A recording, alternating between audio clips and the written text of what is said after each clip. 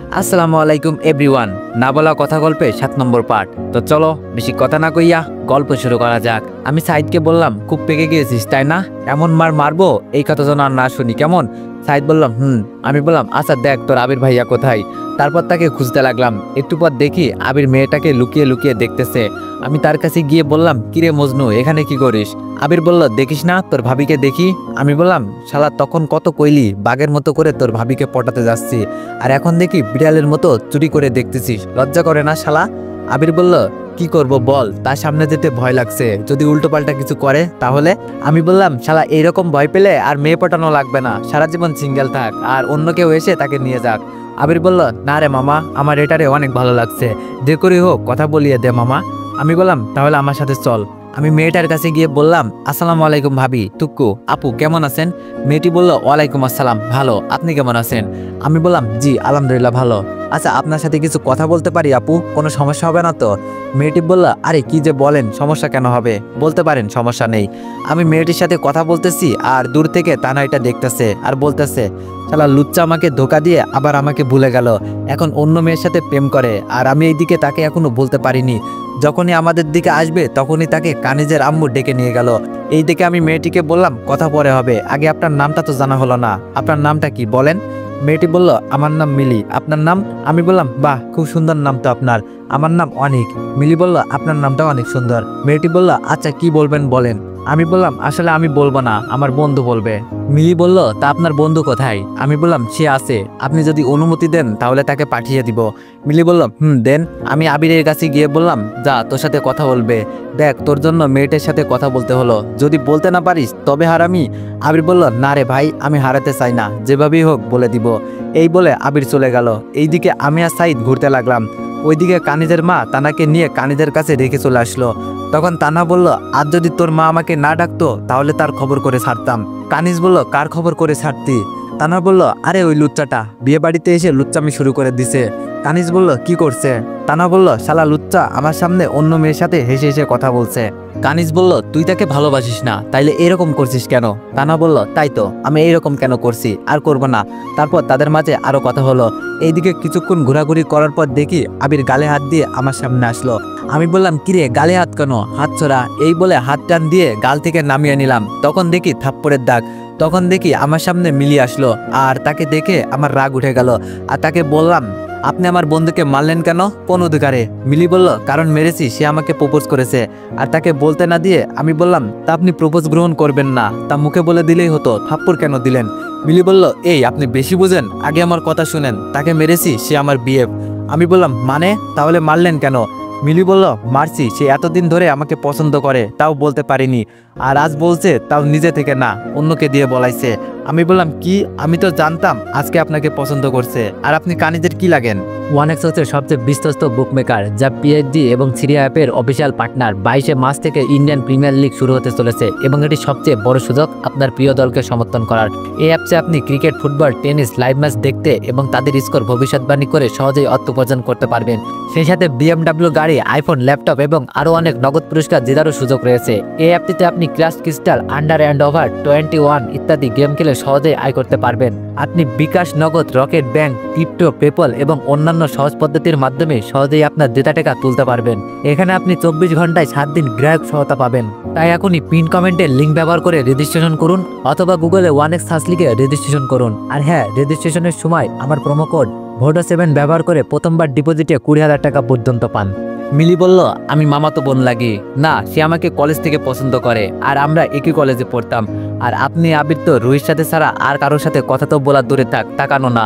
আমি বললাম, আবির তুই এটা করতে পারলি, আমাকে এই কথা লুকিয়ে রাখলি, বাহ এই তোর বন্ধুত্ব, বলে রাগ করে চলে আসলাম। আমার পিছন থেকে ডাকতে লাগলো, কিন্তু আমি শুনেও না শোনার ভান করে চলে আসতে লাগলাম। আবির দৌড়ে আমার সামনে এসে বলতে লাগলো, দেখ আমি তোকে বলতে চাই, কারণ আমি তাকে পছন্দ করতাম, কিন্তু পার আশা করতাম না, কারণ আমি যদি তাকে বলতাম, তার সাথে যদি রিলেশনে যেতাম, আর যদি তোর মতো আমার সাথে এমন হইতো, তাই বললাম না। আর তাই তো দেখিস নাই, আমি তাকে এইখানেই লুকিয়ে দেখছিলাম, আর যখন তুই আমাকে ওই কথাগুলো বললি তখন মনের মাঝে কেমন যেন করলো, তাই তোর মাধ্যমে তার সাথে কথা বলছি। আমি তোকে সব বলতাম, কিন্তু তার আগেই সব জেনে গেছিস, সরি রে। আমি বললাম, ধুর, বন্ধুত্বের মাঝে নো সরি নো থ্যাঙ্ক, আর এটা তখন বললে ভালো হতো। আচ্ছা চল, এখন কাজে এসেছে, বিয়ে পড়াবে। এইভাবে বিয়ের সব নিয়ম কানুন মেনে বিয়েটা হলো। ভাই রে, বউকে আনার সময় এমন কান্না করলো ভাই, আমি তো দেখে পুরোই কেঁদে দিয়েছি। ভাই এরা কেমনে এত কান্না করে। কিছুক্ষণ পরে রাফিদের বাড়ি চলে আসলাম। আরেকটা কথা, আমাদের সাথে তান্না হয়ে এসেছে, তাতে আমার কি? আমি ছাদে গিয়ে একটা কোণে মনে মনে ভাবতে লাগলাম, মেয়েরা এত কান্না কেমনে করে? হয়তো নিজের প্রিয়জনকে ছেড়ে যেতে মন চাচ্ছে না, তাই কান্না করছে। আজ থেকে তার নিজের বাড়ি পর হয়ে গেল আর পরের বাড়ি আপন হয়ে গেল। কি আজব দুনিয়া। এইগুলো ভাবতেছি, তখন মনে হলো পিছনে কেউ আছে, তাই পিছনে তাকালাম, তাকিয়ে দেখি তানহা। তাই আমি আর তার দিকে না তাকিয়ে নিচে চলে আসতে যাব, তখন তানহা বলল, কিরে লোচ্চা, আমারে ভুলে গেলি? এমন ভাব দেখাচ্ছি যেন তুই আমাকে চিনিস না। তখন আমি বললাম, হয়তো চিনি না আর চিনতেও চাই না, দরকার নাই চিনার, যে ভুলটা চিনতে পারে না তাকে চিনি কি করব। এই বলে নিচে চলে আসলাম। তানহা বলল, শালা লুচ্চা নিজে দোষ করবে আবার আমাকে কথা শোনায়, কিন্তু ও কিসের ভুলের কথা বললো? তানহা সেখানে আরো কিছুক্ষণ থাকলো। আমি নিচে এসে রাফিদ থেকে বিদায় নিয়ে সাইদকে নিয়ে বাসায় চলে আসলাম। এসে ফ্রেশ হয়ে খাবার খেয়ে ঘুমিয়ে গেলাম, কারণ সকালে খালুকে আনতে যেতে হবে। তো এভরিওয়ান, এই গল্পের নেক্সট পার্ট চাইলে 1000+ কমেন্ট করে দাও। সকালবেলায় নামাজ পড়ে কিছুক্ষণ ঘোরাঘুরি করে ফ্রেশ হয়ে নাস্তা করে হাসপাতালে গেলাম। গিয়ে খালুকে বললাম, খালু কেমন আছো এখন? খালু বলল, ভালো বাবা। আমি বললাম, তা আজ তোমাকে রিলিজ দিবে, তুমি খুশি না? খালু বলল, না রে বাবা, এখন কোথায় যাব? এই কয়দিন তো এখানে ছিলাম, এখন কোথায় যাব? আমি বললাম, কেন বাসায় যাবা? এইবার খালা এসে বলল, বাসায় কেমনে যাব, বাসা তো নাই আমাদের। আমি বললাম, কেন তোমাদের বাসা নাই? কিন্তু আমার বাসা তো আছে, সেখানে যাবা। খালা বলল, কিন্তু তো সমস্যা হবে না? আমি বললাম, নিজের মা বাবাকে রাখতে কিসের সমস্যা? খালা আমাকে জড়িয়ে ধরে বলল, তোকে আমরা কত কষ্ট দিয়েছি, সি, আর তুই আমাদের বিপদে পাশে দাঁড়িয়ে, সি। আমি বললাম, দেখো আমি সব ভুলে গিয়েছি, এখন চলো আমার বাসায়। আমি কিছুক্ষণ ডাক্তারের সাথে কথা বলে খালু খালা সবাইকে নিয়ে আমাদের বাড়িতে আসলাম। তখন সাইদ এসে বলল, ভাইয়া এরা কারা? আর এটা তো সেই দিনের আপুটা। আমি বলতে যাব তার আগেই খালু বলল, আজ থেকে তোমার আব্বা আম্মু আমরা, আর এটা হলো তোমার আপু। কেমন? এটা বলতে দেরি সাইদ খুশিতে আমাকে বলল, ভাইয়া তুমি আমাকে আর কত কি দিবা এই এতিমকে? আমি বললাম, ওই একটা দিমু, এখন থেকে তুই এতিম না, এখন থেকে তোর আব্বা আম্মা আছে, বুঝলি? তখন উপর থেকে আঙ্কেল নামলো। তখন খালা বলল, আপনি এখানে? তখন আমি বললাম, আমি সব বলছি, তারপর সব বললাম। আর কাল সবাইকে বাড়িতে আনবো, এটা আঙ্কেলকে বলেছি। আরও কথা বলে খালা খালু ঋতু তাদেরকে রুম দেখিয়ে আমি নিজের রুমে চলে আসলাম। এইভাবে আজকের দিনটা কেটে গেল। রাতে তাড়াতাড়ি ঘুমাতে গেলাম, কারণ কাল থেকে কলেজে যাব। সকালে নামাজ পড়ে আবার ঘুম দিলাম। সাইদ বলল, এই ভাইয়া উঠ, আজ না তোর কলেজের প্রথম দিন? আমি বললাম, ও উঠবার, একটু ঘুমাই। সাইদ বলল, সকাল 8:30 বাজে আর তুই এখনো ঘুমাবি? ঘুমাও, আজ কলেজে যাওয়া লাগবে না। তার মুখে এমন কথা শুনে আমি তাড়াতাড়ি উঠে গেলাম। কি এত বেলা হয়ে গেল আর তুই আমাকে এখন ডাকছিস? সাইদ বলল, তোমাকে এখন না, আরো অনেক আগে থেকেই ডাকি, তুমি শুনতেছো না? আর বলো আর একটু ঘুমাই, এটা বলতেছো? আমি বললাম, আচ্ছা তুই তাড়াতাড়ি রেডি হ, আমিও হচ্ছি। এই বলে ফ্রেশ হতে গেলাম। ফ্রেশ হয়ে নিচে গেলাম, দেখি সবাই আমার জন্য বসে আছে, তাই আর দেরি না করে খেতে লাগলাম। খাওয়া শেষ করে সাইদকে নিয়ে কলেজের উদ্দেশ্যে রওনা দিলাম। একটা কথা বলি আপনাদের, আপনারা হয়তো ভাবছেন ইন্টার পরীক্ষা দিলাম আবার কেমনে কলেজে পড়বো। আসলে আমরা যেই কলেজে পড়তেছি সেখানে অনার্স করা যায়, তাই কলেজ বলতেছি। আর বাংলাদেশে এমন অনেক কলেজেই আছে। সাইদকে তার স্কুলে আর আমি আমার কলেজে গেলাম। আমি একটা জায়গায় গিয়ে বসলাম। কিছুক্ষণ পর আবির আসলো। আমি আর আবির কথা বলতেছি। আমি বললাম, কিরে মামা কি খবর? আবির বলল, আলহামদুলিল্লাহ, তোর? আমি বললাম, আলহামদুলিল্লাহ। তোর পিরিত কেমন চলতেছে? আবির বলল, ভালোই। তো তুই একটা প্রেম করে নে। আমি বললাম, আরে না, এমনিই ভালো আছি। আচ্ছা আমাকে টিট দিবি চল। আবির বলল, কিসের টিট? আমি কোনো টিট দিতে পারবো না। আমি বললাম, তাহলে মুই মিলিকে বলমু তুই মেয়েদের পিছনে ঘুরুস। আবির হেসে বলল, তুই মিলিকে কোথায় পাবি? আমি বললাম, কাল মিলি কিন্তু তোর আগে আমার সাথে কথা বলছে, সেটা মনে আছে তো? আবির বললাম, তো? আমি বললাম, তখন তার কাছ থেকে নাম্বার নিছি, এখন বল খাবি নাকি কল দিমু? ডাহা মিশা কথা, আমি কোনো নাম্বার টাম্বার নিই নাই। আবির বলল, না রে ভাই, তোকে আমি সব খাওয়াবো, তাও তুই বলিস না, প্রেম শুরু হওয়ার আগে খতম হবে। আমি বললাম, যামো, আর একটু বসি। তখন টুকটাক কথা বলার সময় তখন চোখ গেল কলেজের গেটে। আমি আর আবির যেটা দেখলাম সেটা দেখে আমাদের মাথা পুরোই হ্যাং হয়ে গেল। আমি দুইজনকে আর আবির একজনকে। আপনারা যেটা ভাবছেন একদম সঠিক, তারা আর কেউ না, একজন তানহা আর একজন হলো মিলি। তারা দুইজন আলাদা আসলো, কিন্তু একজনের পিছনে আরেকজন ছিল। তখন আবির বলল, মামা আমি যেটা দেখতেছি তুমি কি সেটা দেখছো? আমি বললাম, মামা। আবির বলল, মামা আমি তো শেষ, রিলেশনের প্রথম দিন যে প্যারাটা দিছে এখন কলেজে পুরো স্বাধীনতা নিয়ে নিবে মনে হচ্ছে। আমি বললাম, একদম ভালো হয়েছে, শালা আরো কর রিলেশন, বুঝতে পারবি কত ধানে কত চাল। তখন দেখি মিলি এই দিকে আসতেছে। আমি বললাম, মামা আমাদের দিকে আসতেছে। আবির বলল, শালা আমিও দেখতাছি, তোর বলা লাগবে না। এটা বলতে বলতে মিলি আমাদের সামনে এসে বলতে লাগলো, কেমন আছো তোমরা? আমরা বললাম, আলহামদুলিল্লাহ ভালো, তুমি? মিলি বলল, আমিও ভালো। তোমরা এখানে ভর্তি হয়েছো? আবির বলল, এখানেই ভর্তি হয়েছি। মিলি বলল, যাক ভালো হয়েছে। আবির বিড়বিড় করে বলল, ভালো না চাই? মিলি বলল, এই কি বলছো বিড়বিড় করে? আবির বলল, কই কিছু না, বলতেছি ভালো হয়েছে, আমাদের প্রেম করতে সুবিধা হবে। মিলি বলল, তা ঠিক, আবার চোখে চোখে রাখা যাবে। আবির বলল, মানে? মিলি বলল, ও তুমি বুঝবা না। তখন আমি আবিরের কানে কানে বললাম, আবির কথা বলবি নাকি কিছু মনে আছে? আবির বলল, কি মনে আছে? আমি বললাম, এখন কিন্তু সামনে আছে, বলবো নাকি? আবির বলল, না ভাই বলিস না, চল খাওয়াচ্ছি। মিলি বলল, তোমরা কানে কানে কি এত কথা বলতেছো? আমি বললাম, আরে ভাবি কিছু না, এই তো আবির বলতেছে রিলেশন উপলক্ষে ট্রিট দিবে, সেটা বলছিল। ভাবি বলাতে মিলি একটু লাজুক হয়ে বলল, ও তাই, এটা কি কানে কানে কথা বলার নাকি? আরে ভাবি, আমি বললাম, আরে ভাবি বোঝো না, শরম করতেছে আর কি। মিলি বলল, আরে কিসের শরম, চলো খাওয়া দাওয়া খেতে দেরি করতে নেই, দেরি হলে আবার ক্লাস শুরু হয়ে যাবে, চলো চলো। এই বলে ক্যান্টিনে গিয়ে বসলাম। তবে খুশিতে খেয়াল করলাম না যে আমাদের পাশের টেবিলে তানারা বসেছে।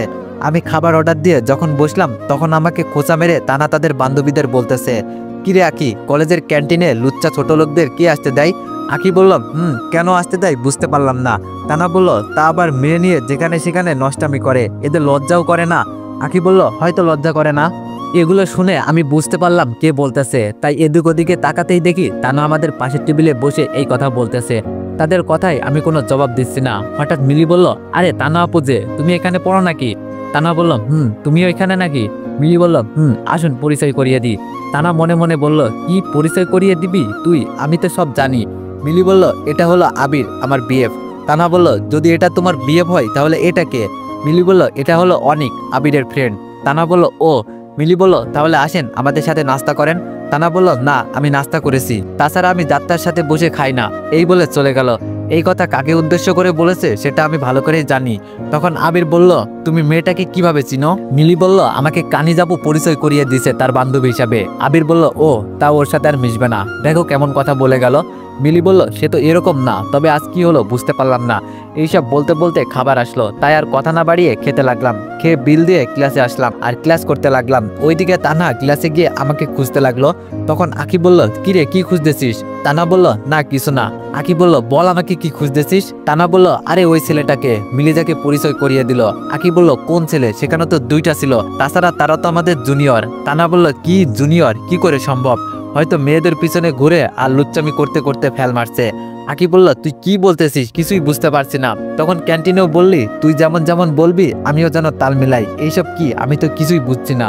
তানা বলল, তোর বুঝতে হবে না, এখন ক্লাস কর, স্যার আসছে। এই বলে ক্লাস করতে লাগলো, কিন্তু তানার মাথায় কিছুই কাজ করছে না, কি করে সম্ভব? আবার বলল, সম্ভব হতে পারে, এইসব লুচ্চা ক্যারেক্টারলেস ছেলেদের জন্য সব সম্ভব। আমি একে একে সব ক্লাস শেষ করে আবির আর মিলিকে বিদায় দিলাম। আপনাদের একটা কথা বলি, মিলি আমার সাথে বন্ধুত্ব করেছে। যখন কলেজের গেট দিয়ে বাইর হমু তখন শুধু তানার শরীরের সাথে আমার একটু লেগেছে। জানেনই তো ছুটির গেটে একটু ভিড় থাকে। সে আর দেরি না করে আমার গালে ঠাস করে থাপ্পড় দিয়ে বলতে লাগলো, ছোট লোক, মেয়ে দেখলে শুধু গায়ে পড়তে মন চায় তাই না? আমি বললাম, দেখেন আপনার কোথাও ভুল হচ্ছে। আমাকে আর বলতে না দিয়ে তানা বলল, চুপ ছোট লোক, তোর মতো ছেলেদের আমি চিনি, মেয়েদের শরীর টাচ করবি আর বলবি আমার ভুল হচ্ছে। তার এই ব্যবহারে কলেজের সকল ছাত্রছাত্রী ও বাইরে কিছু পাবলিক দাঁড়িয়ে দেখতেছে। আর বাঙালি বোঝেনি তো, কিছু না জেনে উল্টোপাল্টা কমেন্ট করবে। তারা আমাকে নানান কথা বলতে লাগলো, এইরকম ছেলেকে মারা উচিত, জেলে দেওয়া উচিত, আরো হ্যান ত্যান বলতে লাগলো। এইদিকে আবির চলে গিয়েছিল, না হলে তানার খবর ছিল। আমি বললাম, দেখেন আপনাকে আমি ইচ্ছা করে টাচ করিনি, অনেক ভিড় তাই অ্যাক্সিডেন্টলি লেগেছে, এখানে আমার কোনো দোষ নেই, বুঝতে পারলেন? এইটা বলার সাথে সাথে আমাকে থাপ্পড় দিয়ে বলতে লাগলো, অ্যাক্সিডেন্টলি, শালা ক্যারেক্টারলেস, তোকে আমি ভালো করেই চিনি, ভালো করেই তোকে বুঝি, তোর মন মানসিকতা কতটা নিচ এবং তুই কত বড় লুচ্চা। এই তোর কয়টা লাগে, যেখানেই যাস সেখানে এইরকম লুচ্চামি করে বেড়াস। এইবার তানার বান্ধবী তানাকে আস্তে করে বলল, ছাড় না তানহা, এটা একটা অ্যাক্সিডেন্ট, তুই বেশি করে ফেলেছিস, ওর কোনো দোষ নেই, শুধু শুধু সিনক্রেট করতেছিস। তানা বলল, কিসের সিনক্রেট?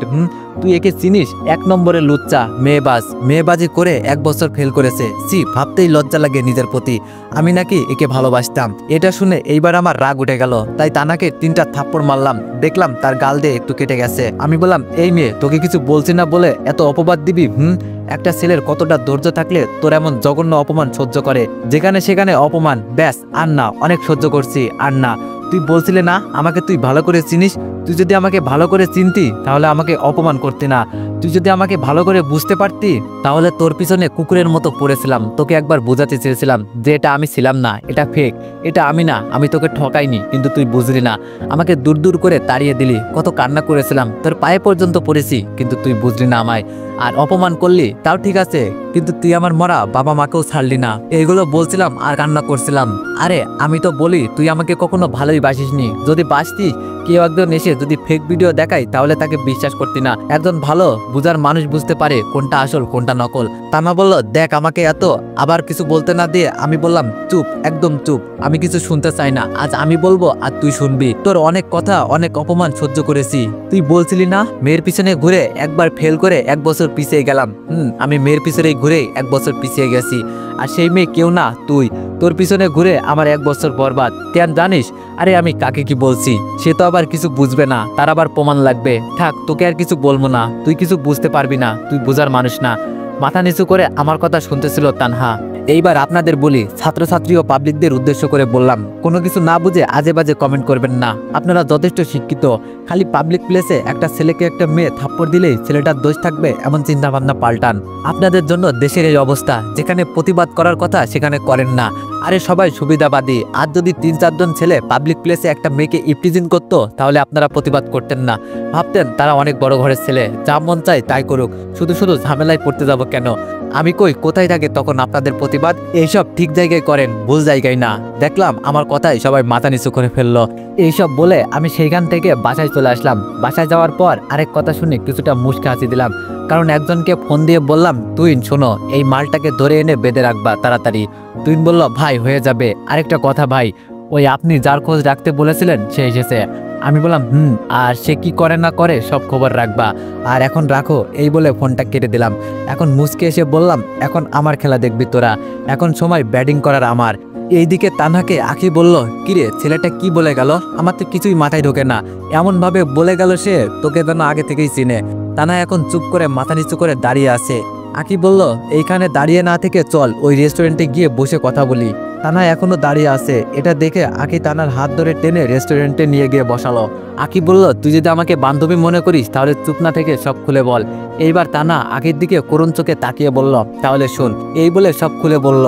এখন আঁকি বলল, তোর সব কথা শুনে এবং অনেক ভাইয়ের কথাতে বুঝতে পারলাম তার এখানে কিছু মিস্টেক হয়েছে, তাও তোর খোঁজ নেওয়া উচিত ছিল, এইভাবে কাউকে অবিশ্বাস করা উচিত না। তানহা কান্না করে বলল, কি করব দোষ, সেখানে আমার জায়গায় তুই থাকলেও তুইও ভুল বুঝতি। আঁকি বলল, তা ঠিক, কিন্তু খোঁজ নেওয়া উচিত ছিল। তানহা বলল, আরে কেমনে খোঁজ নিব, এমন প্রমাণ দেখালো তা অবিশ্বাস করে পারা যায় না। আবার অনেক দিন পর শুনলাম তার নিজের খালাতো বোনের সাথে খারাপ কিছু করতে চেয়েছে, এটা শুনে আরো খারাপ ভাবতে লাগলাম। আঁকি বলল, তা মানলাম, খোঁজ নিবি না তাই বলে যেখানে সেখানে অপমান করবি, এটা ঠিক না। তানহা বলল, দেখ আমি তাকে দেখলে তার করা কাজের কথা মনে পড়ে যায়, আর তখন মাথা গরম হয়ে তাকে জানাই তাই বলি। আঁকি বলল, তা এখন কান্না বাদ দে। ভাইয়ার কথা শুনে বুঝে আমার মনে হলো তাকে ফাঁসানো হয়েছে, এখনো সময় আছে, খোঁজ নিয়ে দেখ এটা সত্যি নাকি মিথ্যা, এবং তার কোনো বন্ধু এই ঘটনা জানলে তার কাছ থেকে শোন, তা না হলে মেয়েটা কেমন তার আশেপাশে বা মেয়েটাকে ভয় দেখিয়ে জানার চেষ্টা কর। তানা বলল, আমার বান্ধবী জানে, আমায় বলতে চেয়েছিল তার বিয়ের দিন, বাট আমি শুনি নাই। আঁকি বলল, এইখানে তোর দোষ, বুঝতে পারলি? শোন, এখন সময় আছে, তাড়াতাড়ি খবর নে আসলে কি হয়েছে। তানা বলল, আমি কালকেই কানিজের সাথে দেখা করব, আর তুইও যাবি। আঁকি বলল, সেটা না হয় গেলাম। এটা বলতে আগের ফোন বেজে উঠলো, তাই তানাকে বলল, দোস্ত আম্মু কল দিতেছে, এখন বাই, কাল দেখা হবে কেমন, আর আমার কথা ভেবে দেখিস। তানা বলল, আচ্ছা যা, আমিও যাই, দেরি হচ্ছে, মা মনে হয় চিন্তা করছে। এই বলে দুইজন চলে গেল। এইদিকে আমি রুমে আরো কিছুক্ষণ থেকে খাবার খেতে গেলাম। আর ঝামেলার জন্য বাসায় আসতে দেরি হওয়ার কারণে সবাই খাবার খেয়ে ফেলেছে, তাই খালা আমাকে খেতে দিল। এখন আমি একা একা খেয়ে রুমে গেলাম। কিছুক্ষণ বসে থাকলাম, তখন ম্যানেজার আঙ্কেল ফোন দিল। রিসিভ করে, হ্যালো আঙ্কেল। এই সময় ফোন দিলেন যে, কি হয়েছে? আঙ্কেল বলল, শোনো বাবা, অফিসে একটা মিটিং আছে, তুমি ছাড়া হবে না, তাই এখন যেখানেই থাকো না কেন চলে আসো। আমি বললাম, আচ্ছা আঙ্কেল। এই বলে রেডি হয়ে অফিসে গেলাম। অফিসে গিয়ে মিটিং শেষ করে আরো কিছু কাজ করে রাত 8টায় বাসায় আসলাম। বাসায় এসে রুমে গিয়ে ফ্রেশ হয়ে নামাজ পড়ে 9:30 পর্যন্ত পড়লাম। তখন খালা খেতে ডাকলো, তাই খেতে গেলাম। তখন নিচে খেতে আসলাম। তখন আমি খালাকে বললাম, কি হয়েছে খালা, সবাইকে দেখছি কিন্তু ঋতুকে দেখছি না। খালা মন খারাপ করে বলল, সে সকাল থেকে কিছু খাচ্ছে না। আমি বললাম, কেন, কি হয়েছে? খালা বলল, ঋতু শুনেছে সজীব নাকি দেশে ফিরেছে আর বিয়ে করতেছে, তাই সকাল থেকে কিছু না খেয়ে ঘরে দরজা বন্ধ করে বসে আছে। এটা শুনে কিছুটা মুচকে হাসি দিয়ে মনে মনে বললাম, যার জন্য আমাকে অবহেলা অপমান করলি, অপবাদ দিলি না। দেখ এখন সে তোকে ছেড়ে অন্যজনকে নিয়ে সুখে থাকতে চাচ্ছে। মনে মনে হাসি দিলাম। এইদিকে খালা আমার হাসি দেখে হয়তো মনে করছে তার মেয়ের করা কাজের ফল ভোগ করছে। আমি বললাম, তা খালা বিয়ে কখন জানি? খালা বলল বিয়ে 4 দিন পর। আমি বললাম, ও আচ্ছা। খালার সাথে কথা বলতে বলতে খাওয়া শেষ করে নিজের রুমে গেলাম। রুমে এসে তুহিনকে কল দিলাম। হ্যালো তুহিন। তুহিন বলল, জি ভাই বলেন। আমি বললাম, তোমাকে যেই কাজ দিলাম হয়েছে? তুহিন বলল, ভাই শালাকে ধরে এনেছি। আমি বললাম, শোনো আমি না আসা পর্যন্ত তাকে কিছু খেতে দিবা না। আর শোনো, তুমি যেই ছেলের কথা বলছিলে না, একটা সমস্যা হয়েছে, একটা খোঁজ নাও কোন জায়গায় তাড়াতাড়ি। তুহিন বলল, ভাই সব হবে, চিন্তা করিয়েন না, কাল সকালের মধ্যেই পেয়ে যাবেন। আমি বললাম, এই তোমাকে কতবার বলবো ভাই বলে ডাকবা না? তুহিন বলল, ভাই আমি পারবো না, আপনি আমার বস, তাই সম্মান দিব, বুঝতে পারলেন? আমি বললাম, কিন্তু আমাকে থামিয়ে তুহিন বলল, কোনো কিন্তু না। এইবার আমি তুহিনকে থামিয়ে বললাম, এইবার থেকে যদি ভাই ডাক শুনি তাহলে তোমার চাকরি থাকবে না, এই বলে দিলাম, আমাকে নাম ধরে ডাকবা। তুহিন বলল, আচ্ছা ভাই, থুক্কু অনেক। তো এভরিওয়ান, নেক্সট পার্টে তোমরা সবকিছু জানতে পারবা। তো তোমরা সবাই একটু বেশি বেশি কমেন্ট করো নেক্সট পার্টের জন্য। আর যারা যারা চ্যানেলটি এখনো সাবস্ক্রাইব করোনি তাড়াতাড়ি সাবস্ক্রাইব করে দাও। ধন্যবাদ।